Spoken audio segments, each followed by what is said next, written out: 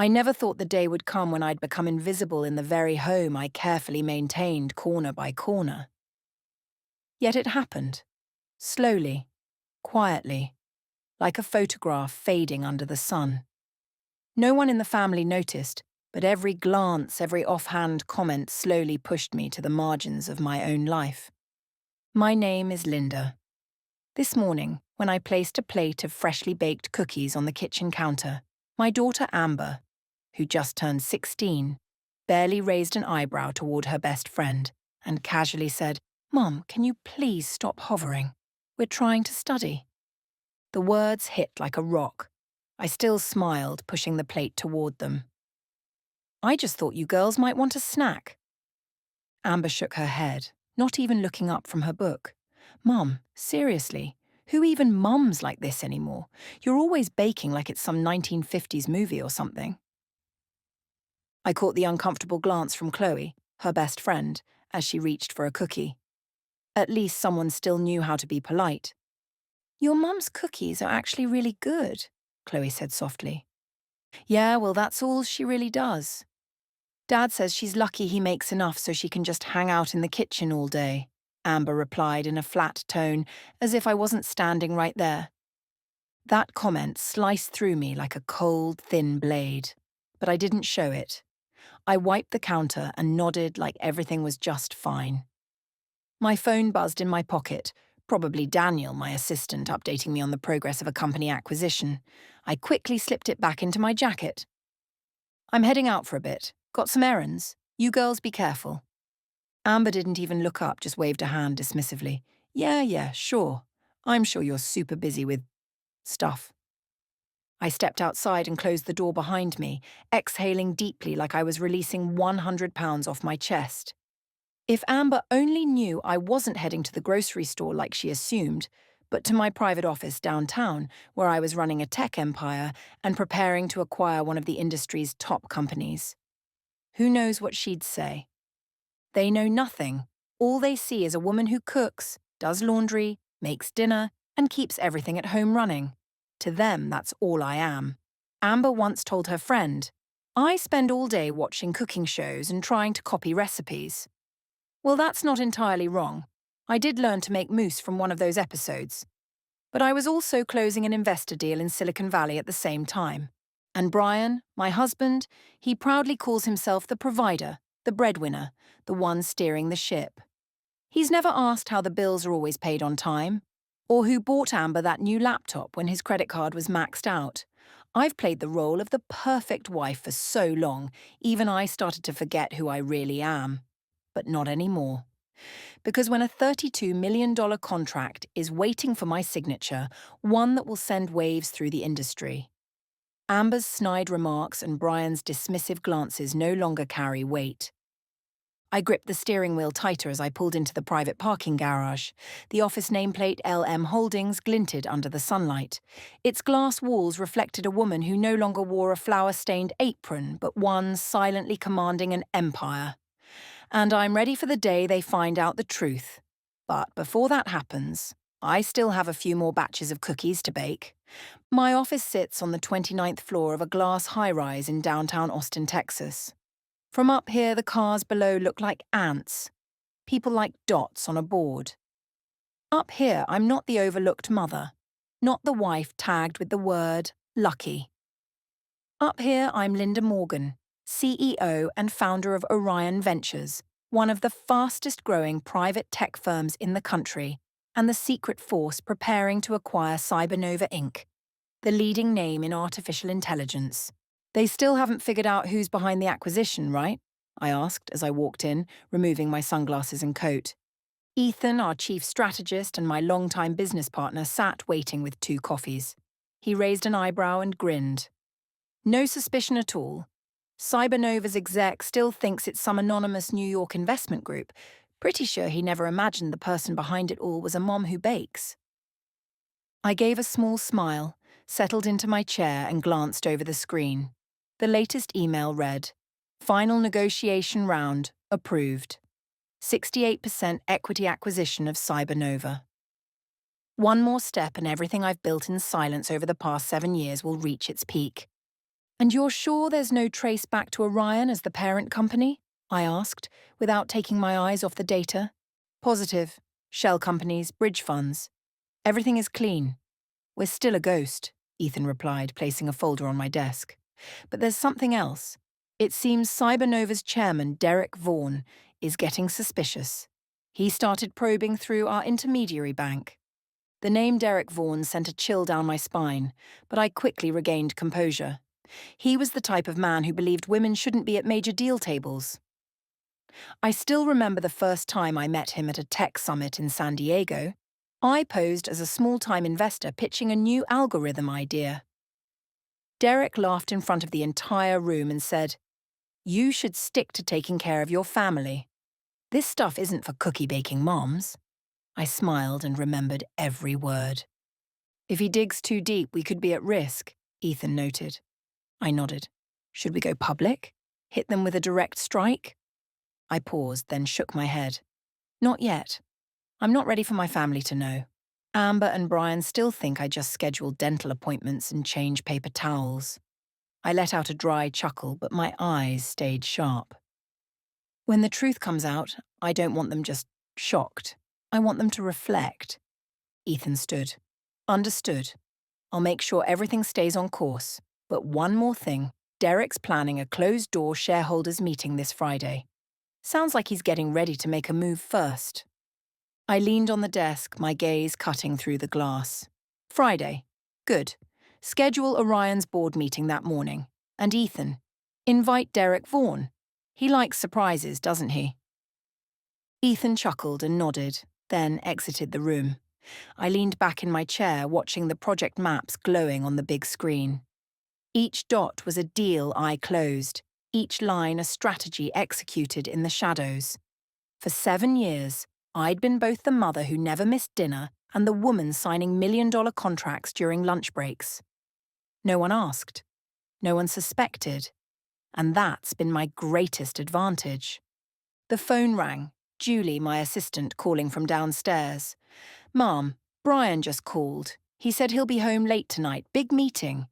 Oh, and he asked if you could iron a few new shirts for him." I checked the time, 3:47 p.m. "Thank you, Julie. Tell him I'll take care of it, as always." I hung up, picked up a pen, and wrote a single line in my notebook. Prepare for the reveal. Friday. Family must be present. They've lived in the dark long enough. I smiled, regaining my composure, and began planning the most memorable family lunch they would ever experience.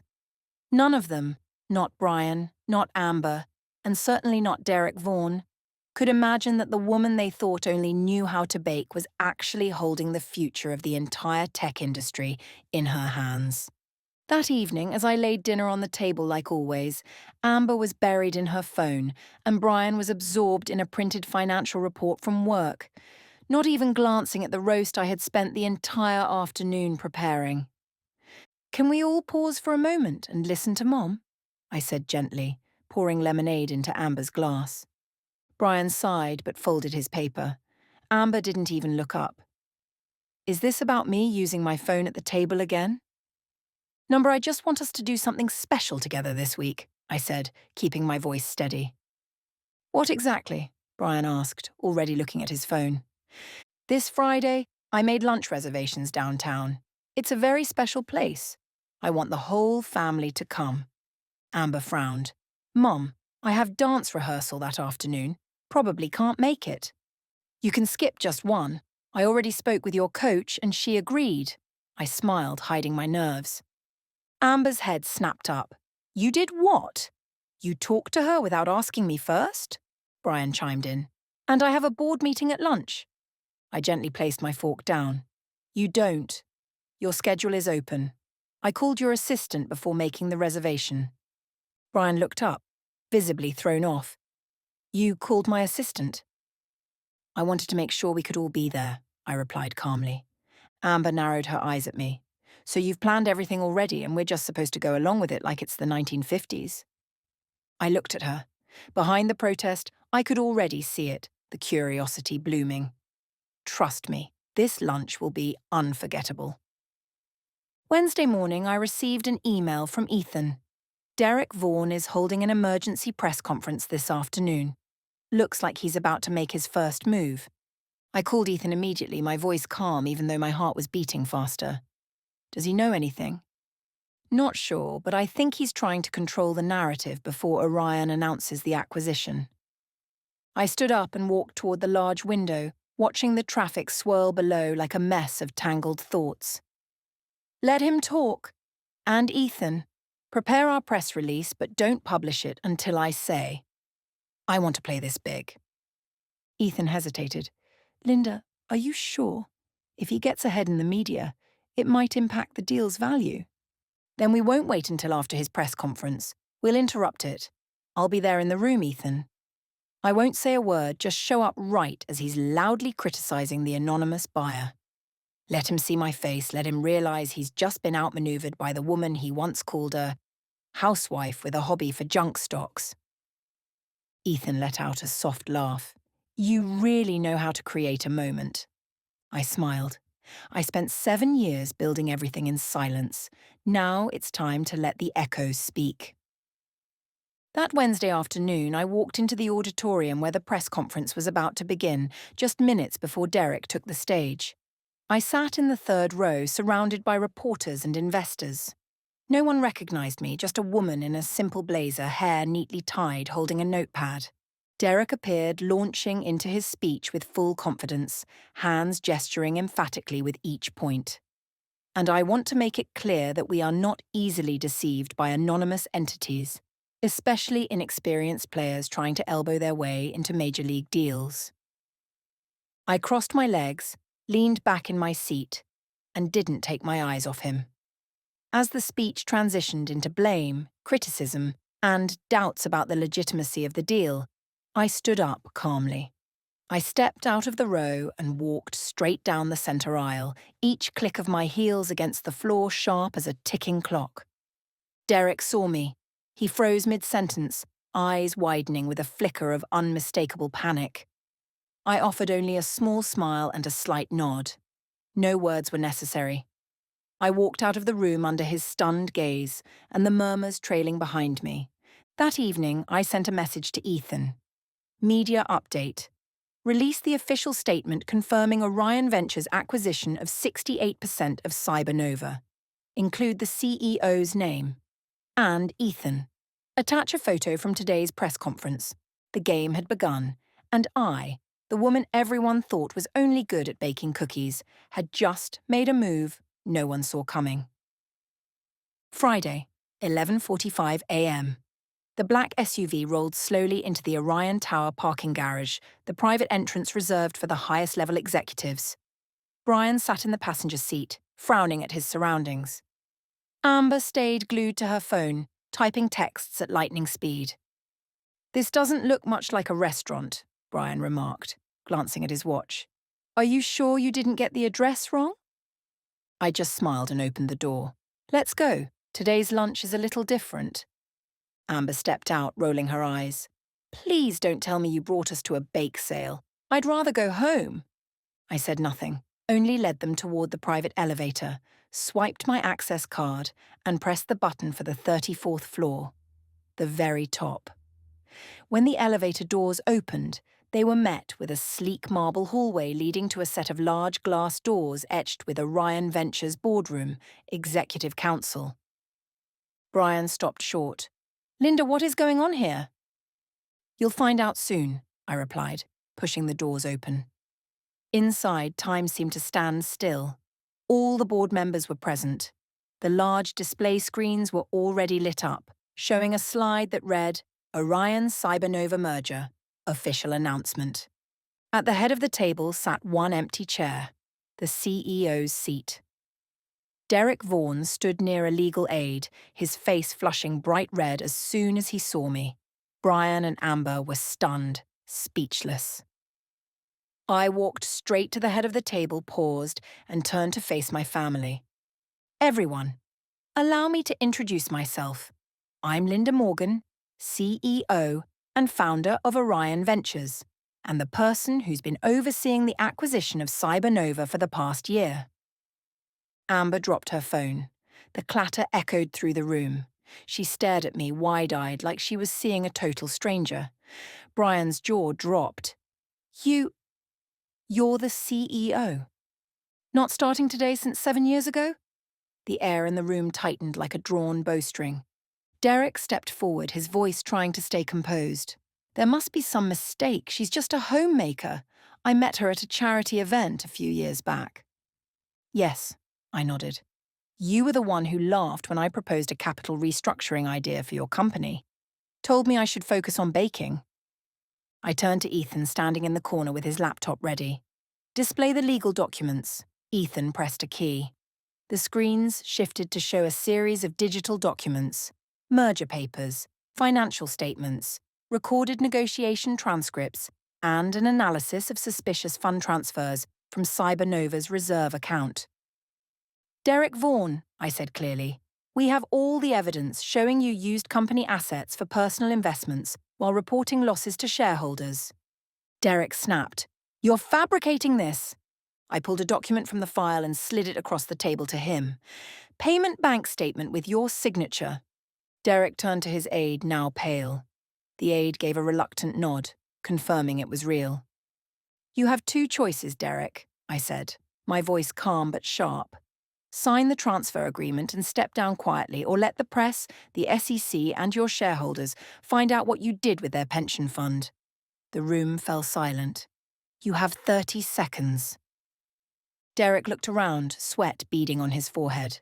He looked at me, then at Amber and Brian, still stunned. Fine, he growled. You win. He grabbed a pen and signed the document with force. Ethan swiftly collected and sealed the papers. I turned to the board. The deal is complete. Orion now officially owns 68% of Cybernova. We're entering a new era. The room erupted in applause, but I didn't look at them. I turned to Brian, the man who thought he was the backbone of the family, and Amber, the daughter who once said, All I did was bake cookies. Brian exhaled, his voice full of disbelief. How long have you kept this from us? I looked at him. 7 years. 7 years of running a corporation, cooking dinner, attending parent-teacher meetings, and helping with science projects. Amber whispered, Mom, you're a millionaire CEO. I smiled. No, sweetheart. I'm a billionaire. They stared at me in stunned silence, and I stood tall, more confident and steady than ever before. Now they knew. But the real question was, were they ever truly ready to find out who their mother really was? I tilted my head toward the glass window. The city below still buzzed, but on the 34th floor, everything had changed. The room slowly emptied after Derek Vaughan left, signing with defeat heavy on his face. Board members and legal advisors took their turns shaking my hand before exiting, leaving behind a silence so deep you could hear the ticking of the wall clock. Brian and Amber still sat frozen, as if their bodies hadn't caught up with the shock that had just hit them. Amber was the first to speak, her voice rough as if it took everything she had just to get the words out. Mom, I said terrible things to you. I called you lazy, outdated, even made fun of you when you brought cookies to my room. I looked at her, those brown eyes now shimmering with tears, as if for the first time she truly saw me. Not the background mom, always available, but the woman behind everything. I never imagined you were the one behind all of this, that an entire company was holding its breath, waiting for your decisions. Amber reached for a tissue, her voice cracking. I'm really sorry. You didn't deserve to be treated like that. I walked over to her and gently placed a hand on her shoulder. I don't need you to apologize for not knowing. I just need you to understand. Sometimes strength doesn't come from how loud you speak, but from daring to do the unexpected in silence. Amber let out a sob, then threw her arms around me. For the first time in years, that hug wasn't just a child's obligation. It was a real connection, where pride was set aside and understanding began to grow. Brian sat still, hands tightly clasped. He didn't speak until Amber left the room to wash her face. When it was just the two of us, he looked up, his eyes full of fatigue and disbelief. I don't even know where to begin, Linda. You did all this while I went on thinking I was the one carrying the family. I didn't say a word. I just sat in the chair beside him. I used to say you were lucky to stay at home. I bragged about my so-called role while you quietly ran an empire. I wasn't just wrong, I was blind. He looked me in the eye, not with anger, but with admission. I let my ego and pride blind me. Linda, I'm sorry, not just for not knowing, but for not trying to understand. I gently squeezed his hand. I didn't need to say anything more. Some answers don't require words, just a deep enough acceptance to begin again. A while later, Amber returned, eyes still red but looking lighter somehow. So, how long have you been running the company? She asked, curiosity gleaming behind her gaze, now mixed with something like admiration. Since you started middle school? Every morning after dropping you off, I'd head to the office. Every evening while making dinner, I was reviewing reports through a wireless earpiece. I smiled. I never neglected anyone. I just chose to wear more than one hat. And were you mad that we didn't know? Amber asked softly. I shook my head. No, because I understand. We tend to think the people closest to us are the easiest to see, but often they're the ones we overlook the most. The three of us sat in silence for a moment longer in the now empty boardroom, where just minutes ago lights had flashed and tension filled the air. Amber turned to me, half hesitant, half determined. Can you teach me? Not just about business, but how to be strong like you. I smiled, looking at her as if truly seeing her, not just as a stubborn teenager, but as someone becoming something more. Of course, but first, do either of you want some lunch? Brian chuckled softly, standing up with a voice gentler than I'd heard in years. After today, I think I need more than lunch. I need to relearn how to be the partner you deserve. I wrapped my arm around Amber, looking at them. My family now. Not perfect, but more honest than ever. Today, the mask I'd worn for 7 years was finally removed, and in the light, what I saw wasn't distance. It was hope. Hope for a new beginning, this time with eyes opened and hearts ready to listen. A week after that fateful meeting, the atmosphere in our home had completely changed. No more indifferent glances at dinner. No more sighs from Brian when I reminded him to help clear the table. And, most importantly, no more snide remarks from Amber every time I walked into her room with a plate of cookies. In their place came questions, curiosity, admiring glances I'd only seen before when Amber talked about social media celebrities. Now, when I stood in the kitchen making dinner, Amber stood beside me, not to complain but to observe. Mom, were you scared when you negotiated with Derek Vaughan? She asked one evening while I kneaded bread dough. I looked up at her and smiled gently. Of course, I just didn't show it. Fear is part of stepping into unknown territory. But if you let it take over, you'll never move past your comfort zone. Amber nodded, clearly taking it to heart. Will you teach me everything? How to run a company, how to stay grounded, and how to make sure no one ever underestimates me again. I placed a hand on her shoulder and gave it a light squeeze. I'll teach you everything, as long as you're willing to learn. But remember, being strong doesn't mean never needing anyone.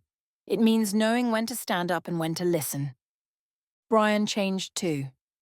He began listening more, not just at home, but even in our conversations about finances, something he once thought was too complex for women. Now, every morning he brings me coffee and asks, "What can I help you with today?" A simple question, but each word marks growth. One Monday morning, as I prepared materials for the board meeting, Amber walked into my office holding a notebook. "Mom, I want to work at your company, not just visit. I want to intern. I know I'm not great yet, but I want to start from the bottom. No special treatment. I want to really learn." I stared at her for a long moment, overwhelmed by a strange mix of pride, surprise, and above all, trust. My daughter finally understood the value of quiet effort. Then you'll start in market research. No using the last name Morgan. No one at the company will know you're my daughter. Deal? Amber nodded firmly. Deal.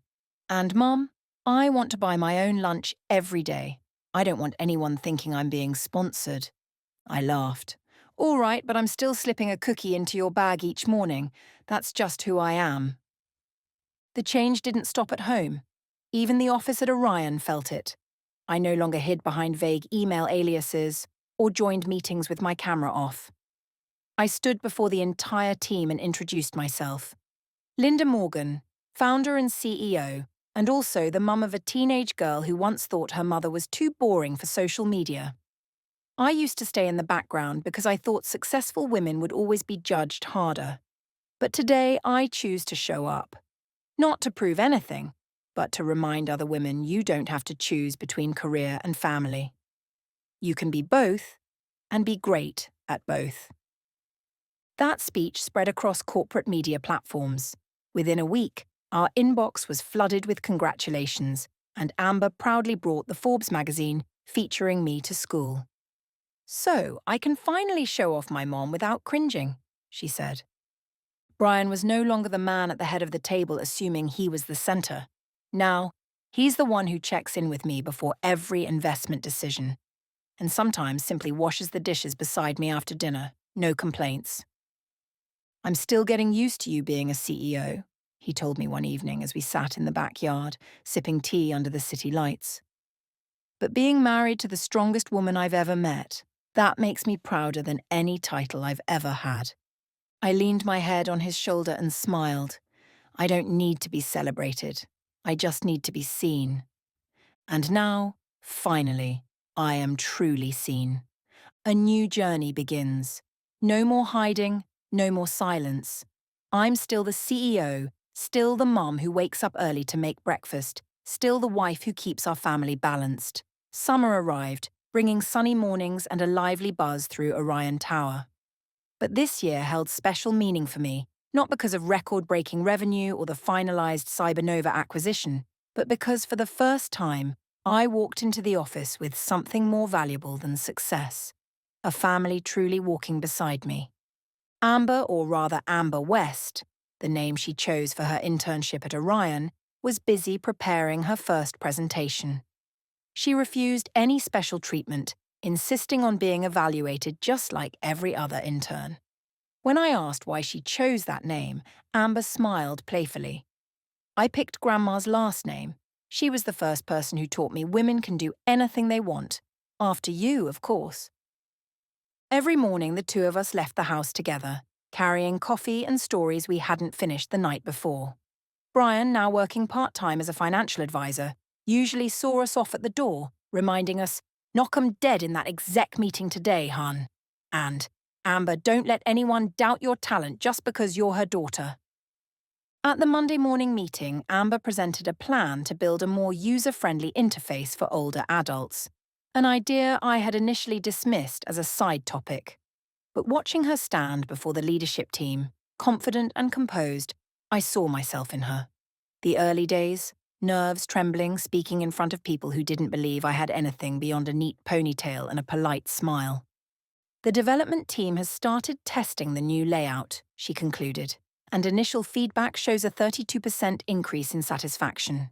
We're not just building advanced technology, we're making it accessible whether you're 18 or 80. The room applauded. I didn't say a word, I just looked at her, heart full. The girl who once called me a boring mom was now proving to the entire company that she didn't need the Morgan name to earn respect. That evening, as we gathered for dinner, Brian suddenly stood up, holding a small box. "I don't think I've ever truly said this, Linda. Thank you for not giving up on me. And thank you for giving us a second chance, not just in our marriage, but in how we parent." He opened the box to reveal a small gold nameplate engraved with Linda Morgan. CEO, Mom, Inspiration. Amber let out a whistle. "This needs to be hung right outside the main conference room." I laughed, eyes welling up. "Thank you, but I think I'll keep it in the kitchen to remind myself that even while running an empire, I'm still the best cookie baker in this house." Amber wrapped her arms around me from behind, resting her head on my shoulder. "And the most amazing woman I've ever known." Brian nodded. "We've all learned something important, that strength isn't about the loudest voice, but the quiet persistence.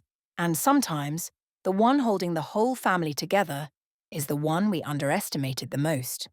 I looked at them, my husband, my daughter, and felt more at peace than ever before. No more roles weighing us down, no more distance. We were a family, imperfect, but honest, and finally learning how to listen. A month later, Orion hosted its annual summit, the first time the full executive board and their families were invited. I stood on stage, behind me the words, "Technology leads, people make the difference." When I founded Orion, I didn't just dream of breakthrough innovation, I dreamed of a place where anyone could shine, regardless of gender, age, or where they started. I paused.